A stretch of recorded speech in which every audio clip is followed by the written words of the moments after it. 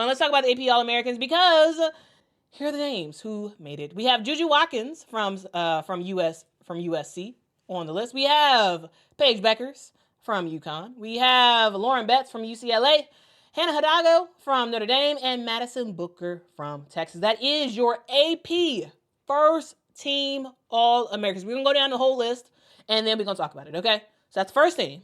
Now, let's go to the second team. Second team, we have Anissa Morrow of LSU, Tanaya Latson of Florida State. We got Olivia Miles of Notre Dame, Sarah Strong of UConn, and Georgia Amore of Kentucky. All right, that was the second team. Here's the third team, AP All-Americans. We have Haley Van Lift of TCU, Kiki Ira-Affin of USC, Michaela Blakes of Vanderbilt, Flau'jae Johnson of LSU, and Audie Crooks of Iowa State. Other players who got honorable mentions include Sonia Citron, Katie Dennebier, Joyce Edwards, Yvonne Ejim, Malaysia Fulwiley, Rory Harmon, Izzy Higginbotham, Isaiah James, Lauren Jensen, Taylor Jones, Chloe Kitts, Ayoka Lee, Cody McMahon, Tahina Pow Pow, Sedona Prince, JJ Kennerly, Kiki Rice, Cheyenne Sellers, Serena Sundell, Michaela Timpson, Harmony Turner, and Michaela Williams. So that is your honorable mentions and your first, second, and third team people. Now, there was a lot of people who had a lot to say about the list. A lot of people who got a lot to say. Number one, it seems, was people saying, how in the world does South Carolina not have anybody making the first, the second, or the third team? And that is encapsulated by Kay Jackson's comment saying, they stay disrespecting my Gamecocks. Here's the deal, guys. Here's the deal. The type of offense that South Carolina plays and the fact that they no longer have that sort of like stable, down low, big woman who dominates, right? They don't have Camilla. They don't have Aaliyah Boston, right? And so this team is a conglomeration of everybody doing a little bit. Like it's way more of a collective front for South Carolina now more than ever. And because of the style that Dawn Staley plays, while it works, while it wins games, you are not going to have individual success. And so personally, I'm not actually surprised. I'm not surprised that that we see South Carolina with nobody on the first team, South Carolina with nobody on the second team, South Carolina with nobody on the third team, but with several honorable mentions, right? Yeah, Tahina is great, right? We all know that. Chloe Kitts is great. Malaysia Fulwiley is great. Joyce Edwards is great. They are great. However, we have not had an individual season from them, in my opinion, that makes them first, second, or third because of the style that South Carolina plays. Again, if these players were on another team where they were like the focal point, then yeah, they would pound for pound, talent-wise, yeah, sure, absolutely, they're up there. But it's not about the potential of the player. It's about what they did on the court. And it's just because of the way that South Carolina plays. It is what it is. So to be honest with you, I'm not surprised at all. I didn't expect anybody from South Carolina to make the three teams, right? The first, second, or third. I didn't expect it. And so I'm not surprised. But I saw a lot of people upset about it. And I understand, if you're a South Carolina fan, I understand you want your team to be successful. You want your team to get all the individual accolades. I get that. But at the same time, you have to, in my opinion, now you all may disagree, and that's okay. But in my opinion, you have to accept the way that South Carolina is moving And don't take everything as disrespect, because in my opinion, it's not. Like in this individual accolade stuff, I don't think it's disrespectful for Joyce Edwards to not get first, second, or third AP All-American. That's not disrespectful, right? It's not disrespectful that Mylasia is not one of the top three. I don't think that's disrespectful at all. Because you look at the list. Look at the list. Let's look at the list. Juju Watkins, end all be all for USC. Absolutely domination. Domination, right?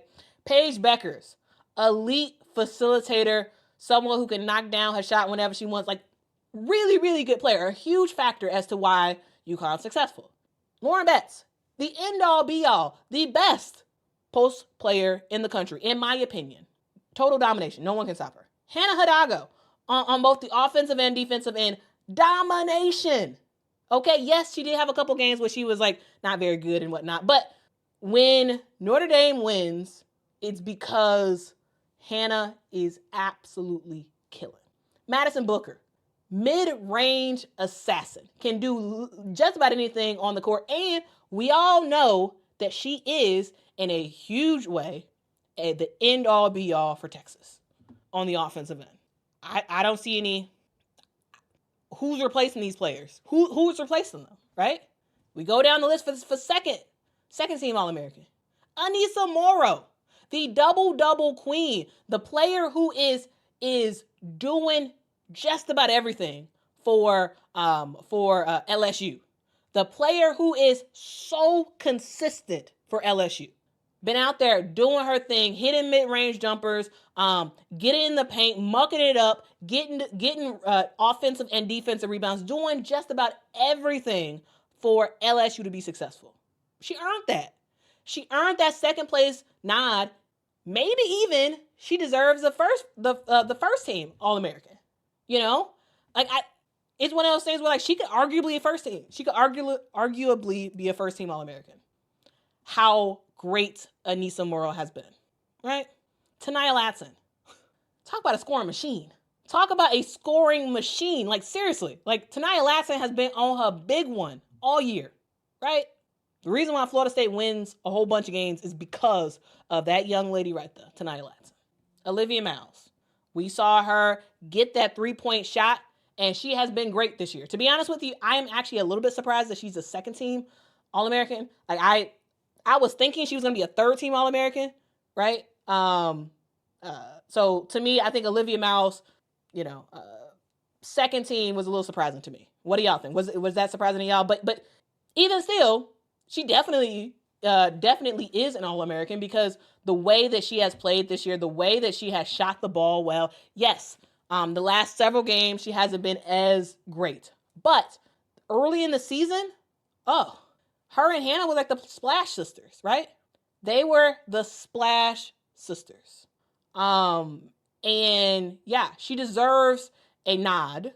Now, again, I would argue she's more of a third team All-American than a second team All-American. However, still fantastic. Fantastic. Then we got Sarah Strong, who, like, Sarah Strong has come out the get-go. There was some people who was like, oh, Sarah Strong ain't as good as y'all think she is, and blah, blah, blah, blah, blah. Nah, Sarah Strong is fantastic. She has come onto the scene and has absolutely dominated. Yes, Paige Beckers is fantastic, but I tell you this, UConn would not be winning the games that they win if it was not also for Sarah Strong. Fan-freaking-tastic. Her ability to be a stretch post player, her ability to get to the rim and use her size to her advantage, fantastic. Okay, and then we got Georgia Amore, who has, yes, W. Bazile, completely agree. Fantastic IQ for Georgia Amore. She is someone who can see the play evolve before it happens and then throw the ball right in the position where her teammate can grab it and score effectively. She can do crazy passes. She's fun. She can knock down shots. Yes, sometimes she gets a little bit trigger happy when it comes to her shooting. But like Georgia Amore, fantastic. Yes, absolutely deserves to be a second team All-American. No qualms about that. Then we go to the third team, right? Hailey Van Lith, who has had arguably the best season of her career this year. She has put TCU on her back, has shown that she can be a facilitator for her team, and has been knocking down shots, doing her thing.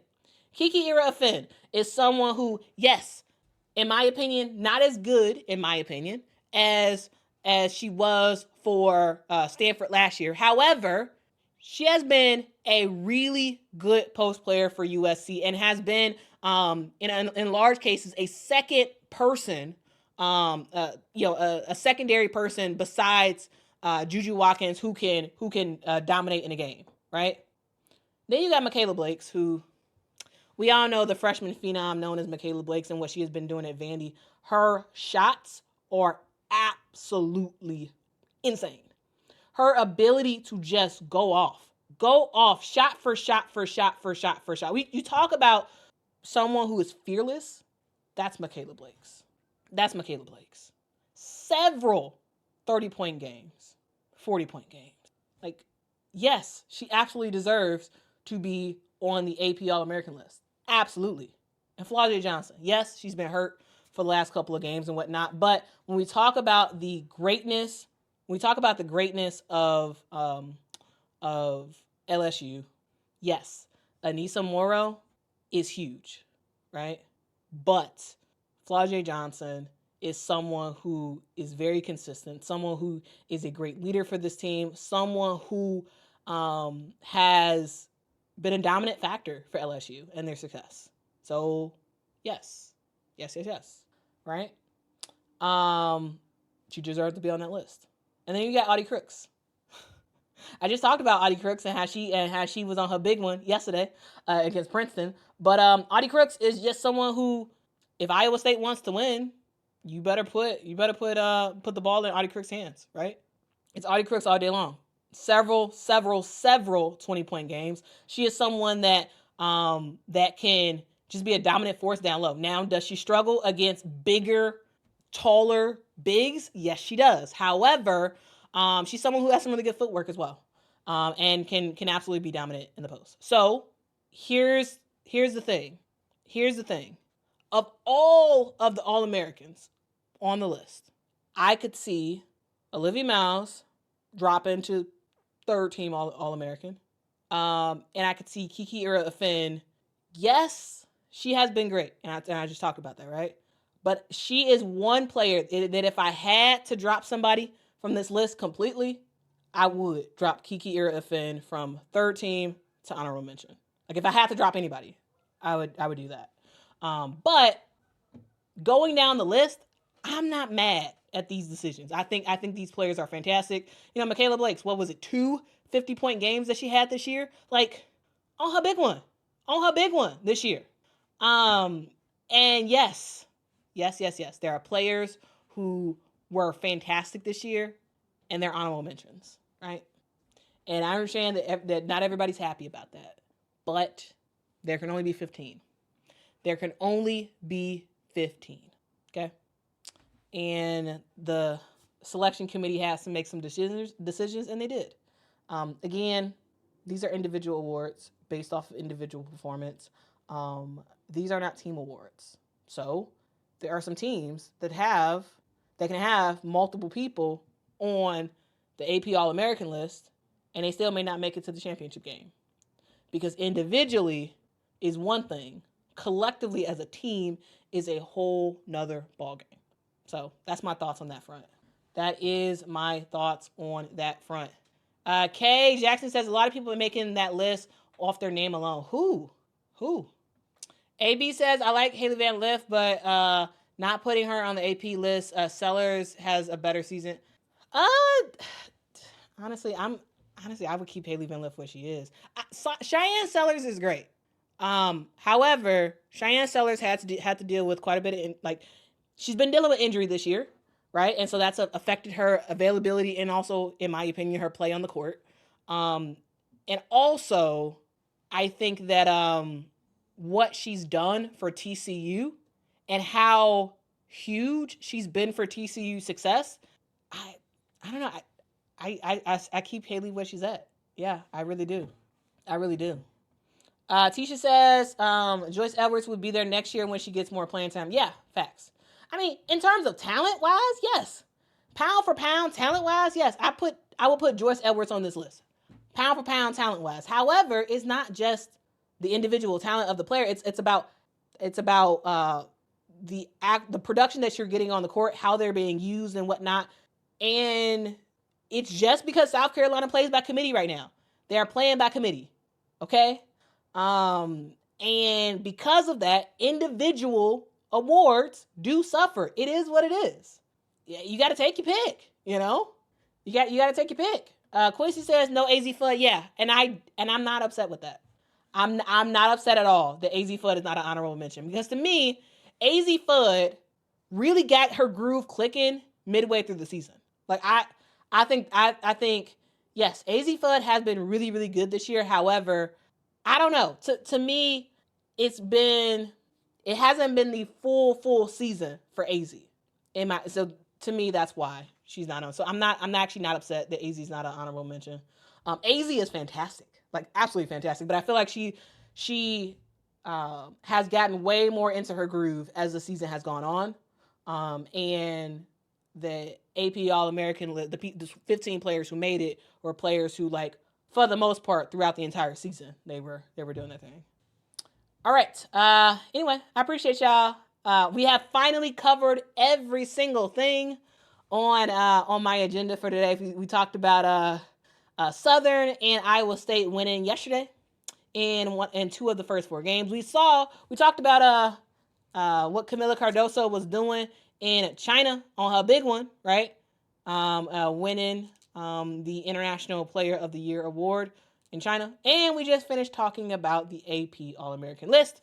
What do y'all think? Let me know in the comments below. Thank y'all so much for rocking with me. This has been Quita in the Mornings, because my name is Quita and we are in the mornings. I really do appreciate your support every single morning. Make sure to join me right here for daily WNBA, daily international basketball, daily NCAA talk, all that stuff. We are doing it here all the time, every day. Hit your notification bell. Tell a neighbor, tell a friend that Quita Loves Sports is on the internet. And we doing something, guys. Literally, on this channel, we are doing something that no one is doing. As far as I'm aware, there is no daily show about women's basketball. It doesn't exist. As far as I'm aware. If y'all aware of one, let me know. Especially there's no live daily show that actually like goes through several topics and whatnot. So we're doing something different. We're trying. Sure, it's not like super fancy, right? I don't have like a producer that can like splice a whole bunch of stuff as I'm talking and whatnot. It's not as cool as probably it would be if it was actually on TV or whatever. But like, we're trying to do something special here. We're trying to build this thing up into something that people cannot ignore. The whole point of this is to grow the game of women's basketball, to inform people about what's going on, right? To give commentary in a way that is truthful, but also in a way that builds up the game and builds up the players that play it. And I appreciate y'all. I love it. I love what we do here. I love y'all for rocking out with me. Who knows where this goes? I don't know. Who knows where this takes us? But my commitment to you is that I'm going to keep doing right by women's basketball. I'm going to keep doing what I can to always be truthful, always tell y'all the way I see it, but also do it from a place of love and joy of the game. Because like truly, I love this thing. And I'm not just talking about it just because it's the thing to do. It's because I gotta share my joy with other people. So like y'all may disagree with my takes on stuff, and that's fine. That's absolutely fine. But I really do appreciate y'all so much for rocking with me. I don't know. We're going to keep doing this. So every morning, join me right here in the morning. Let's rock out from here. Let's rock out from here. W. Bazile says, Quita is facts over drama. Facts. Guys, like there's so many topics that are drama filled that I have not even talked about. I've not even talked about because it's like, it's a distraction. There's so much stupid stuff that's happening on social media that has nothing to do with the game. And I'm like, you know what? It's a distraction from the actual games that are playing. You know, and we got to actually focus on the game and what's actually happening, and not just speculation that's meant to make people look bad and meant to sow division and all that stuff. So anyway, I'm rambling. I gotta go. We covered everything though. So shout out to y'all for being amazing. And I will see y'all in the next one, guys. Y'all have a good day. And I will see y'all tomorrow. Till next time, guys. Bye-bye. And good morning.